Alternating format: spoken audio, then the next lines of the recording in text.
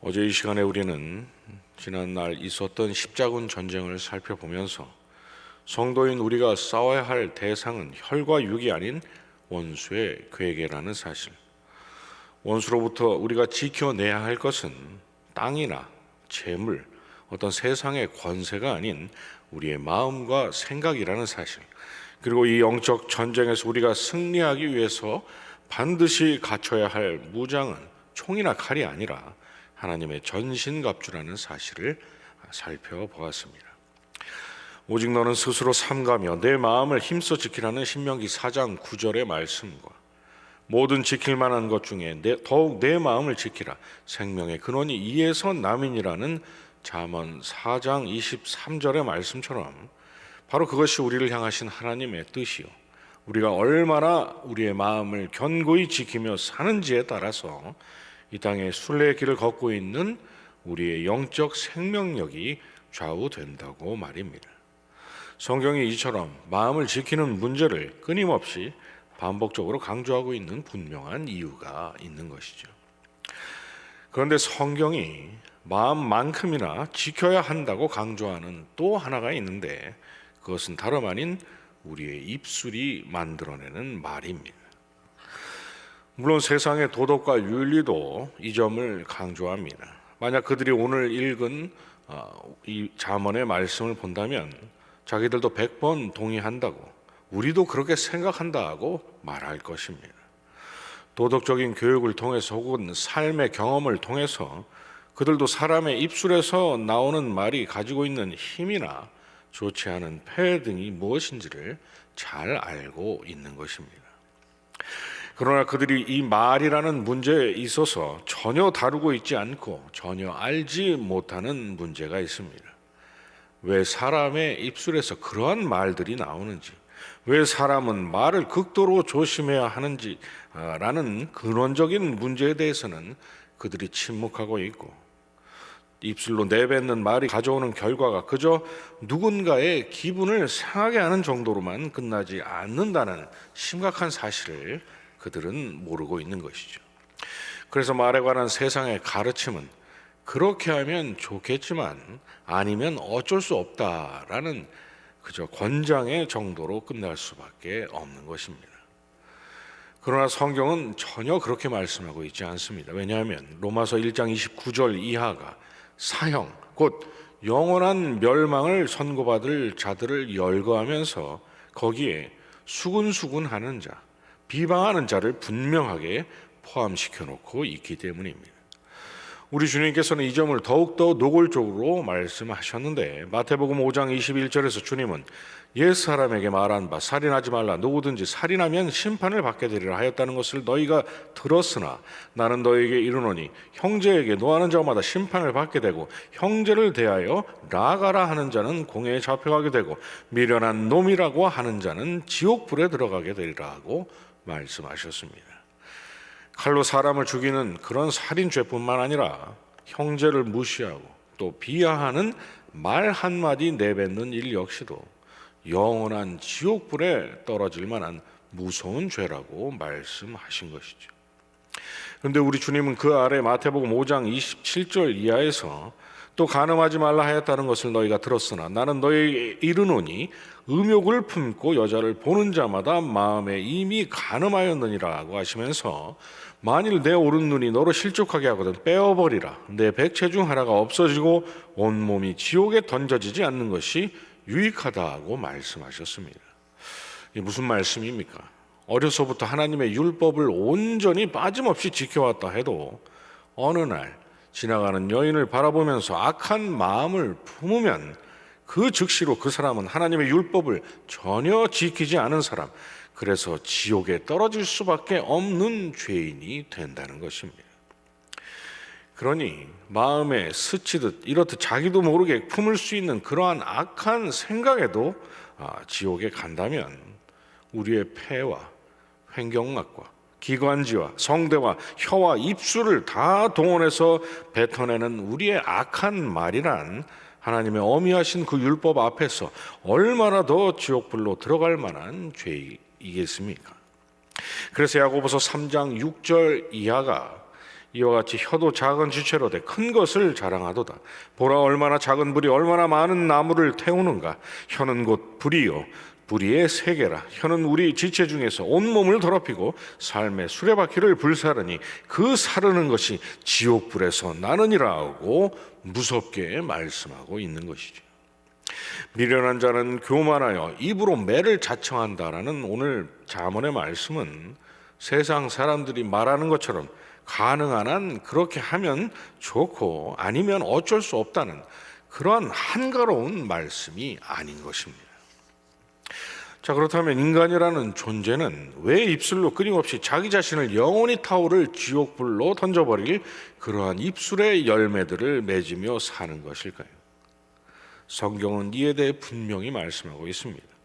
만물보다 거짓되고 심히 부패한 것은 마음이라고 한 예레미야 17장 9절의 말씀처럼 여호와께서 사람의 죄악이 세상에 가득함과 그의 마음으로 생각하는 모든 계획이 항상 악할 뿐임을 보셨다는 창세기 6장 5절의 말씀대로 태초에 아담의 범죄 이후 선과 의와 거룩을 완전히 상실한 인간의 마음이 완전히 부패했기 때문이라고 성경은 말씀하고 있는 것입니다. 마태복음 15장 18절 이하에서 입에서 나오는 것들은 마음에서 나오나니 이것이야말로 사람을 더럽게 하느니라. 마음에서 나오는 것은 악한 생각과 살인과 간음과 음란과 도둑질과 거짓 증언과 비방이니 이러한 것들이 사람을 더럽게 하는 것이라 하시고, 또 누가복음 6장 45절에서 선한 사람은 마음에 쌓은 선에서 선을 내고 악한 자는 그 쌓은 악에서 악을 내나니 이는 마음에 가득한 것을 입으로 말함이라고 하신 우리 주님의 말씀대로 인간의 마음이 온갖 악하고 더러운 생각의 샘 근원으로 전락해 버렸으니 그 마음에서 나오는 입술의 열매 역시도 악할 수밖에 없는 것입니다. 그래서 선악과를 따먹은 하와와 또 아담이 하나님께서 만드신 뱀 때문에 그랬다는 둥, 하나님께서 지으신 여자 때문에 그랬다는 둥, 하나님 앞에서 비방과 저주와 불평과 원망의 말을 쏟아내기 시작했던 것이죠. 그런데 그들이 한결같이 그 말을 하면서 하나님께서 만드신이라는 말을 했으니 그들이 한 입술의 저주는 결국 하나님을 향한 저주와도 같았던 것입니다. 그러니 그런 그들이 하나님으로부터 받을 것이란 영원한 불못의 멸망의 그 저주 외에는 무엇이 있었겠습니까? 그러니 여러분, 우리는 형제든 이웃이든 다른 사람들에 대한 비방이나 수군거림을 절대로 작은 일로 여기지 말아야 합니다.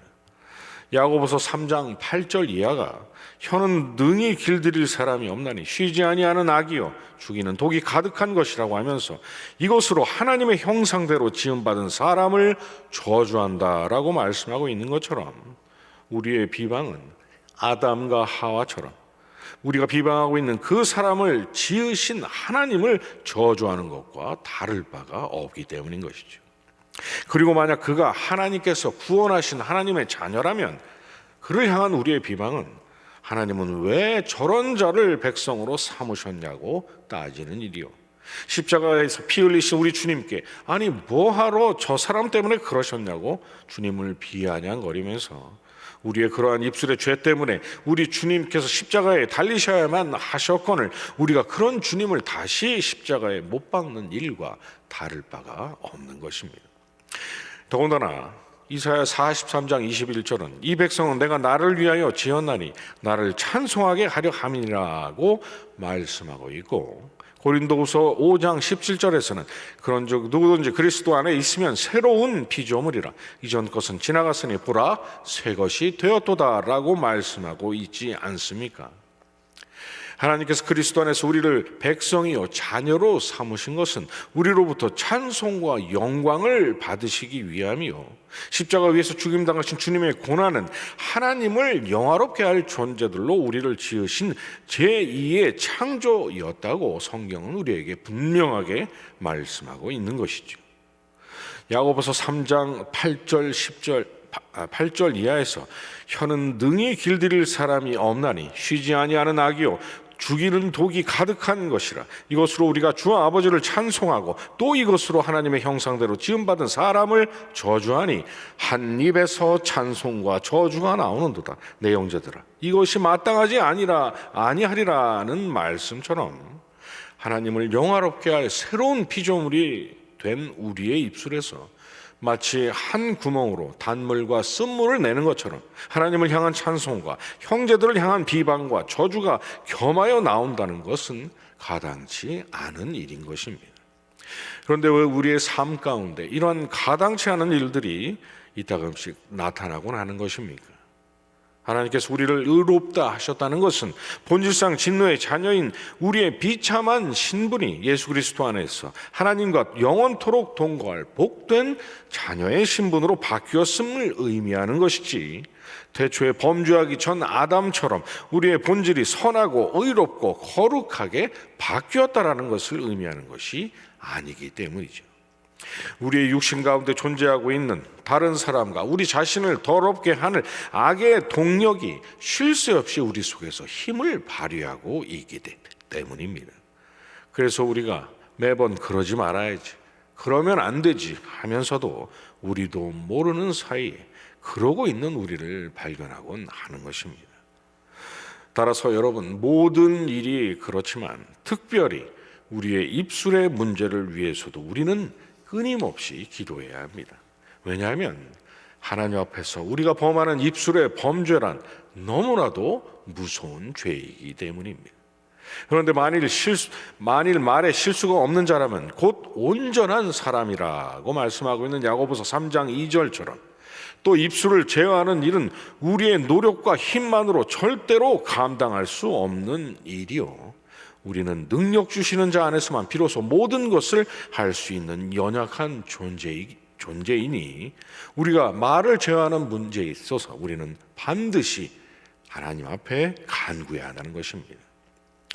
모든 지각에 뛰어난 하나님의 평강이 그리스도 예수 안에서 우리의 마음과 생각을 지켜주시기를, 그래서 우리가 입술로 범죄하며 살지 않도록 우리의 입술이 하나님을 찬양하는 도구로, 하나님께서 명하신 이웃사랑과 주님께서 명하신 자비와 긍휼을 실천하는 방편으로 사용될 수 있도록, 그리고 땅끝까지 복음을 전하라 하신 그 주님의 사명을 감당하는 진리의 나팔로만 우리의 입이 사용될 수 있도록 도우시고 역사해 주시기를 끊임없이 우리가 간구해야 할 분명한 이유가 있는 것입니다.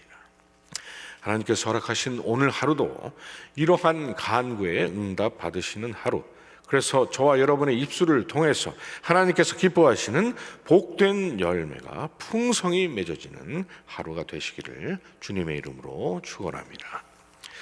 주님께서 가르쳐 주신 기도로 예배 마치고 계속 기도하겠습니다. 하늘에 계신 우리 아버지여, 이름이 거룩히 여김을 받으시오며 나라의 임하옵시며 뜻이 하늘에서 이룬 것 같이 땅에서도 이루어지이다. 오늘날 우리에게 일용할 양식을 주옵시고 우리가 우리에게 죄 지은 자를 사하여 준 것 같이 우리 죄를 사하여 주옵시고 우리를 시험에 들게 하지 마옵시고 다만 악에서 구하옵소서. 대개 나라와 권세와 영광이 아버지께 영원히 있사옵나이다. 아멘.